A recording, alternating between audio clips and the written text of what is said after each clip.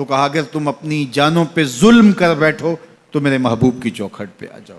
اور یہ حضور کی حیات طیبہ میں بھی تھا، ظاہری حیات میں بھی، کہ حضور کے پاس جائیں جب اپنی جانوں پہ ظلم کر بیٹھیں، جس طرح حضرت ابو لبابہ سے ہوا. آج مسجد نبوی کے اندر ریاض الجنہ میں ایک ستون ہے، جس ستون کا نام ہے استوانۃ ابی لبابہ وتعرف بالتوبہ، معروف ہے ستون توبہ کے نام سے. حاجی جب جاتا ہے تو اس کی خواہش ہوتی ہے ریاض الجنہ میں جگہ مل جائے. ریاض الجنہ میں چلا جائے تو اس کی عرض ہوتی ہے کہ استوان ابی لبابہ کے پاس 2 نفل مل جائیں توبہ کے. یہ حضور کے مصلی سے حجرہ عائشہ کے درمیان میں پڑتا ہے. ابو لبابہ سے ایک معاملہ ہو گیا، بنو قریظہ کو انہوں نے ایک راز بتا دی، اس طرح اشارہ کر کے جو کہ تمہاری گردن کاٹ دی جائے گی. یہ غزوہ احزاب کے بعد پھر خود ہی انہیں احساس ہوا کہ مجھ سے غلطی ہو گئی ہے، تو انہوں نے اپنے آپ کو ستون کے ساتھ بندھوا دیا اور کہا کہ جب تک میری توبہ نہیں ہوگی اتنی دیر تک یہیں بندھا رہوں گا. تو حضور نے دیکھا تو اب چونکہ انہوں نے قسم کر لی تھی، تو فرمایا ٹھیک ہے جس طرح اللہ کا حکم آتا ہے. اور حضور جاتے ہیں آتے ہیں، رستے میں یہ ستون پڑتا ہے تو حضور کے دل سے ان کے لیے مغفرت کی دعائیں نکلتی کہ اللہ انہیں معاف کر دے. 6 دن اور 6 راتیں مسلسل وہ ستون کے ساتھ بندے رہے کہ میرا گناہ معاف ہو جائے.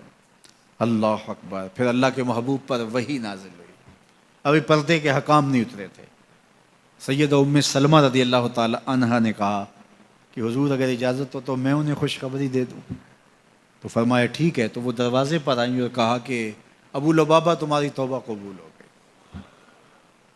تو صحابہ دوڑے ان کی رسیاں کھولنے کے لیے.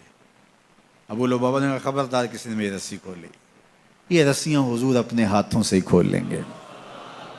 پھر فجر کی نماز کے وقت حضور تشریف لائے تو حضور نے رسیاں کھولیں. تو استوان ابی لبابہ کے نام سے اب بھی وہ ستون موجود ہے وہاں. جب ترکوں نے مسجد نبوی تعمیر کی تو اس مقام کے اوپر جو ہے وہ ستون بنایا. اور آج بھی جب حجاج زائرین جاتے ہیں تو وہ اس ستون کے پاس 2 نفل پڑھتے ہیں، اور وہاں 2 نفل پڑھ کے جب دعا مانگی جاتی ہے تو گناہ معاف کر دیے جاتے ہیں. یہ علامت ہے اس بات کی کہ صحابہ گناہ کر بیٹھتے تو حضور کے پاس آتے. اب حضور کے وصال کے بعد بھی یہ عمل صحابہ میں جاری رہا، تابعین میں جاری رہا، بعد میں آنے والوں کے لیے جاری رہا، اور آج تک امت وہاں جا کے حضور سے شفاعت کی طلبگار ہوتی ہے اور اپنے گناہوں کی معافی اللہ کی حضور کے وسیلے سے طلب کرتی ہے. صاحب مدارک نے لکھا اسی آیت کریمہ کے تحت کہ حضور کے وصال کا 2 یا 3 دن تھا. ایک عربی دیہاتی دور دراز سے سفر کر کے مدینۃ المنورہ پہنچا حضور سے ملنے کے لیے. جب داخل ہوا تو پتہ چلا کہ حضور کا تو وصال ہو گیا 3 دن پہلے. تو پھر اس پہ کیا گزری، اس نے رونا شروع کر دیا اور حضور کے روضے پہ آیا، قبر انور کی مٹی کو اپنے سر پہ ڈالتا اور کہتا حضور میں تو گناہوں کی بخشش کے لیے آیا تھا، اللہ کا کلام پڑھا تھا اگر اپنی جانوں پہ ظلم کر بیٹھو تو محبوب کی چوکھٹ پہ آ جاؤ. مجھے یہاں آ کے پتہ چلا ہے کہ آپ تو وصال کر گئے ہیں، تو میں تو نہیں جانا جب تک گناہوں کی مغفرت نہ ہو.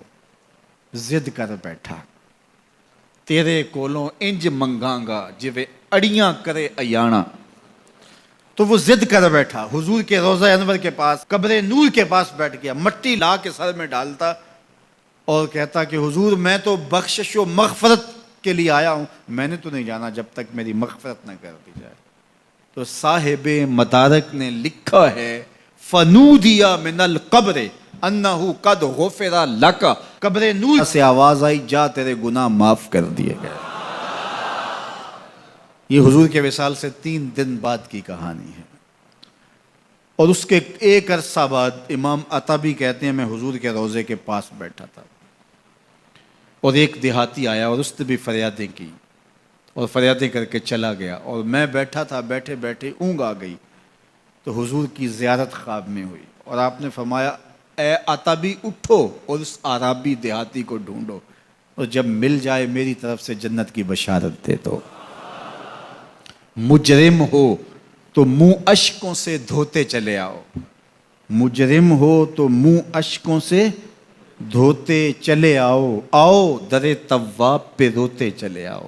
قرآن میں مذکور ہے بخشش کا طریقہ، سرکار کی دہلیز سے ہوتے چلے آؤ.